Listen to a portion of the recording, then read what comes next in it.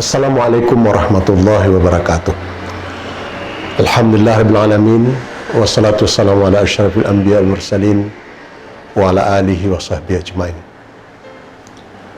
Saudara-saudaraku, saimin saimat rahimakumullah.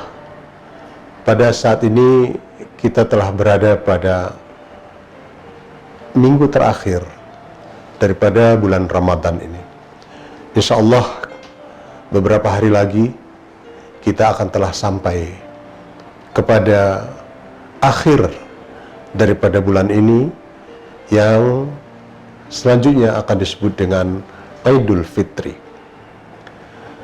Saat itu adalah saat yang dinanti-nantikan oleh semua umat Islam yang telah melaksanakan puasa Ramadan dengan segala amal ibadah yang ada di dalamnya.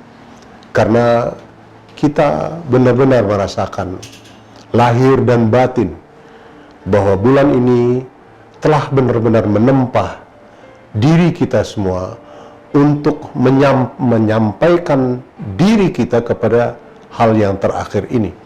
Apa yang terakhir itu? Itulah yang disebut dengan hari kemenangan, Idul Fitri. Sungguh pun pada awalnya fitrah di sini diartikan adalah hari di mana kemenangan Rasulullah SAW pada perang Badar dengan sebuah peristiwa yang sangat heroik yang dengan bantuan Allah akhirnya dapat memenangkan pertempuran dengan kaum musyrikin. Kali ini kita telah menang, kita pasti menang, dan kita akan mendapatkan kemenangan. Terutama pada saat kita menghadapi pandemi COVID-19 yang kita rasakan sampai dengan saat ini. Akankah kita sampai kepada kemenangan bahwa kita akan mengalahkan COVID-19? Insya Allah kita akan pasti menang.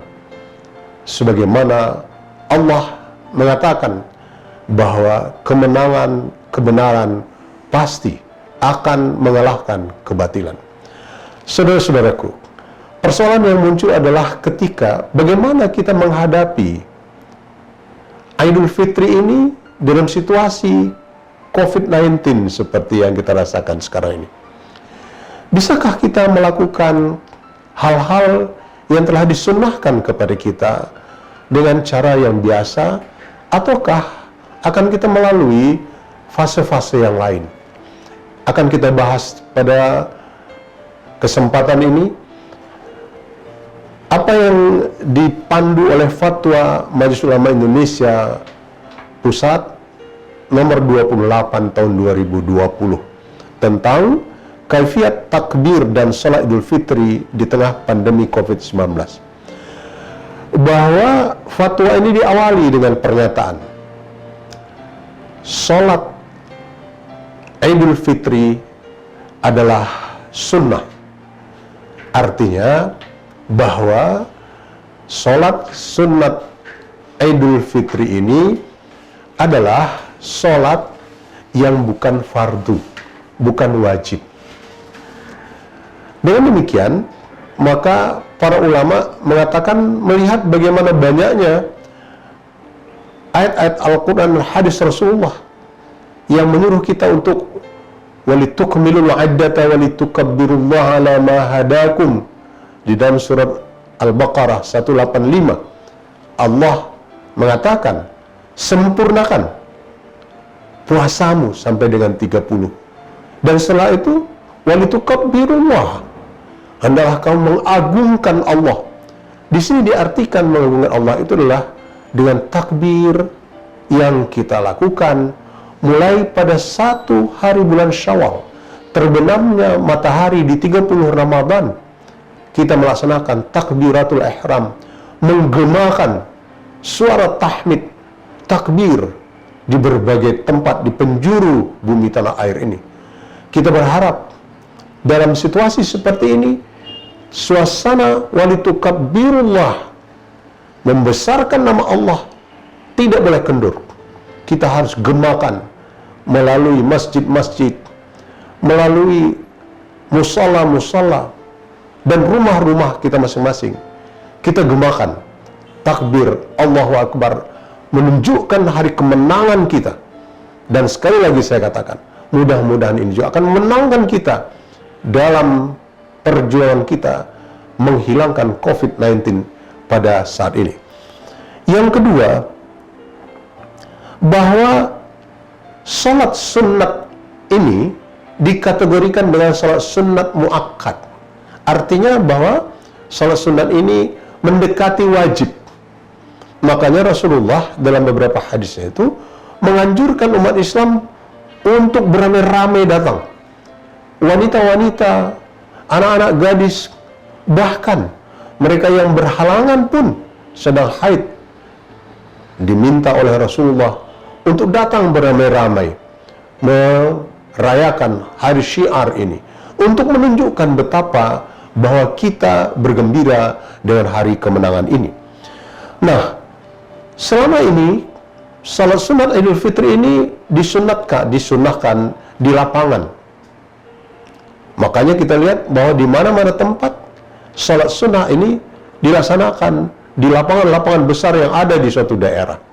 Di Medan misalnya, di lapangan Merdeka. Ini merupakan syiar yang diminta kepada kita semua. Tetapi dalam kondisi seperti sekarang ini, maka kita menganjurkan apabila berada pada zona merah, melaksanakan sholat sunat ini cukup di rumah saja. Sekali lagi saya katakan, pada wilayah di mana tingkat penyebaran COVID-19 ini tinggi, maka kita anjurkan sholat sunat Aid ini dilaksanakan di rumah saja. Nanti akan saya jelaskan sedikit tentang tata cara pelaksanaan salat sunat Aid di rumah. Tetapi pada zona selain itu, zona hijau, kuning, kita mempersilahkan untuk pelaksanaan salat Aid ini dilakukan di masjid-masjid. Dilaksanakan di masjid-masjid dengan memperhatikan protokol kesehatan yang telah diatur oleh pemerintah. Misalnya, semua jamaah yang datang ke masjid itu harus menggunakan masker, dan kemudian BKM harus mempersiapkan dengan serta-merta berbagai hal yang dapat untuk merentas penyambungan penularan COVID-19 di masjid tersebut. Tentu saja telah biasa kita lakukan menyiram disinfektan di masjid itu sebelum pelaksanaan sholat, dan kemudian menyiapkan cuci tangan di pintu masuk, dan berbagai hal lain. Dan kemudian juga tidak lupa adalah bahwa kita harus selalu berada pada posisi yang bersih. Saya katakan bahwa seorang muslim yang melaksanakan sholat itu sudah pasti bersihnya. Tapi kali ini diminta lagi untuk lebih hati-hati dalam pelaksanaan ini. Inilah yang kita minta pada situasi wilayah yang zonanya zona kuning dan hijau. Nah, selanjutnya, apabila kita berada pada zona merah, maka kita berharap kita bersabar dahulu. Bersabar untuk menanti saatnya. Yakinlah akan sampai saatnya kita akan menghilangkan gangguan daripada virus COVID-19 ini. Laksanakanlah sholatnya di rumah. Nah, bagaimana cara sholat Aid di rumah? Sebenarnya sholat Aid di rumah ini tata laksananya hampir sama dengan sholat Aid di lapangan atau di masjid. Pertama, kita berdiri tegak bagi yang mampu, kemudian berniat untuk melaksanakan sholat sunat Idul Fitri 2 rakaat karena Allah, mengikut imam ataukah kita menjadi imam. Setelah itu pada rakaat pertama kita mulai dengan takbiratul ihram sebanyak 7 kali. Di sela-sela takbir itu, menurut jumhur, kita boleh membaca satu ayat Al-Quran. Tetapi yang terbiasa, yang dituntut oleh para ulama kita adalah membaca tasbih dan tahmid. Subhanallah, walhamdulillah, wa la ilaha illallah, wallahu akbar. Setelah itu, angkat tangan lagi, Allahu Akbar, sampai dengan 7 kali. Setelah itu kita membaca surat Al-Fatihah, seperti biasa. Setelah itu, membaca surah, kita anjurkan agar para imam membaca surah yang pendek-pendek saja, sehingga tidak memerlukan waktu yang demikian lama. Setelah itu, selesai rakaat pertama, setelah sujud, kita bangkit ke rakaat kedua. Di sini kita kembali takbiratul ihramnya itu 5 kali. Setiap waktu jeda pada Allahu Akbar itu kita baca paling tidak 1 ayat Al-Quran, atau yang tadi saya sebutkan, Subhanallah, walhamdulillah, wa la ilaha illallah, wallahu akbar, 5 kali. Dan setelah itu kita baca Fatihah, baca surah, dan selanjutnya sama seperti sholat yang lain. Ini sama. Sholat berjamaah di masjid, di lapangan, atau di rumah, tata cara pelaksanaan sholat ini sama saja. Perbedaannya adalah, kalau kita sendiri-sendiri, bacalah niat sendiri. Tapi kalau kita berjamaah, bersama-sama dengan suami, istri, anak, dan anggota keluarga yang lain, maka kita punya imam. Diharapkan seorang ayah akan menjadi imam. Setelah itu, kalau kita di masjid, akan dilaksanakanlah khutbah. Ingat bahwa khutbah ini bukan merupakan syarat wajib bagi sholat Idul Fitri, tidak. Tapi dia merupakan kelengkapan. Artinya, kalaupun tidak ada khutbah Idul Fitri disebabkan oleh sesuatu hal, ini dibenarkan. Sama halnya misalnya di rumah, seorang ayah merasa canggung, tidak pernah khutbah, lantas dia mengatakan, saya tidak mampu untuk khutbah, tidak ada satu orang pun anggota keluarga kita yang bisa untuk khutbah, maka boleh tidak menggunakan khutbah. Tapi andai kata misalnya di masjid, sekali lagi, di masjid ini adalah di zona hijau dan kuning. Kalau di masjid, maka kita minta khatib bisa menyampaikan khutbah secara singkat yang mengupas makna hari kemenangan. Ceritakanlah betapa bahagianya kita, walaupun pada saat-saat dicoba oleh Allah, kita masih bisa menyatakan kita menang melawan segala sesuatu yang dapat menjauhkan kita daripada Rabb kita. Inilah yang menjadi inti daripada khutbah itu.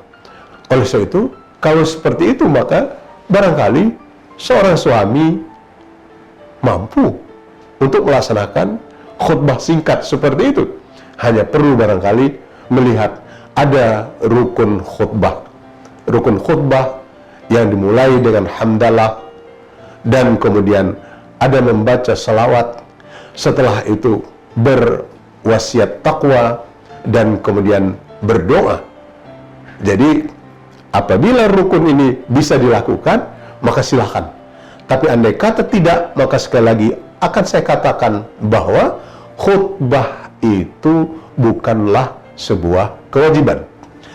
Nah, saudara-saudaraku sekalian, tadi kita sebutkan bahwa pada waktu terbenamnya matahari di 30 Ramadan itu, yang insya Allah bulan ini kalau menurut hisab kita akan 30 hari melaksanakan puasa Ramadan. Kalau begitu dia akan jatuh pada hari Minggu, tanggal 24 Mei yang akan datang.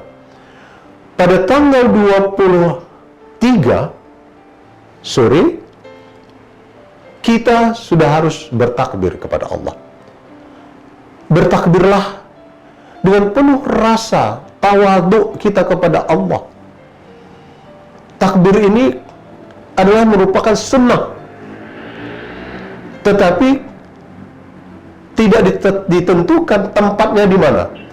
Oleh sebab itulah maka pada situasi COVID-19 ini kita berharap agar takbir yang kita kumandangkan pada kali ini menghindari konvoi, menghindari berkumpul-kumpulnya jamaah pada tempat yang tidak bisa kita lakukan yang disebut dengan physical distancing, menjaga jarak. Laksanakanlah itu di masjid, laksanakanlah itu di rumah-rumah kita. Kita hindari konvoi.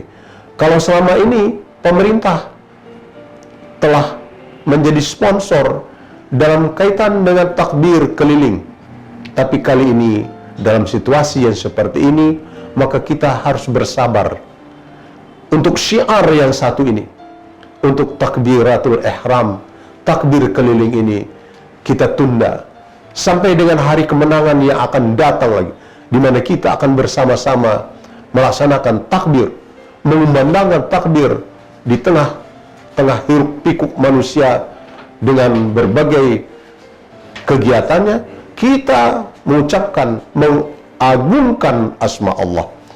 Saudara-saudaraku sekalian, Idul Fitri ini mudah-mudahan akan mengembalikan kita kepada situasi yang terbaik, akan menempatkan diri kita menjadi manusia yang bertakwa. Karena bukankah perintah berpuasa ini kepada orang-orang yang beriman berujung kepada la'allakum tattaqun, akan menjadikan kamu mudah-mudahan menjadi orang yang bertakwa. Orang yang bertakwa itu, saudaraku, adalah orang yang menang. Orang yang menang itu adalah ahli surga. Sebagaimana tujuan kita bersama, bahwa kita mengharapkan ridha Allah, berkah Allah dalam kehidupan ini, walaupun melalui berbagai cobaan-cobaan. Hidup yang bahagia itu memang kadang-kadang harus melalui cobaan-cobaan. Yakinlah bahwa cobaan itu akan berakhir dengan keagungan nama Allah. Mudah-mudahan Allah Subhanahu wa Ta'ala akan senantiasa mengiringi hasil jerih payah puasa Ramadan dan amal-amalan kita yang kita lakukan selama bulan Ramadan ini, yang dengan penuh kesabaran kita sebutkan sebagaimana juga dikatakan oleh Rasulullah, man shama ramadana imanan wahtisaban ghufira lahu ma taqaddama min dzambi. Mereka yang berpuasa dengan rasa iman dan perhitungan kepada Allah dengan sebaik-baiknya, Allah akan berikan anugerah berupa keampunan terhadap dosa dan kesalahannya. Mudah-mudahan sekali lagi Allah SWT akan memberikan anugerah itu kepada Anda, kepada kita, dan kepada semua umat Islam. Selamat kepada insan mandiri, bank mandiri yang telah melaksanakan kegiatan ini. Mudah-mudahan berkah Allah jualah yang kita harapkan. Wabillahi taufiq wal hidayah. Wassalamualaikum warahmatullahi wabarakatuh.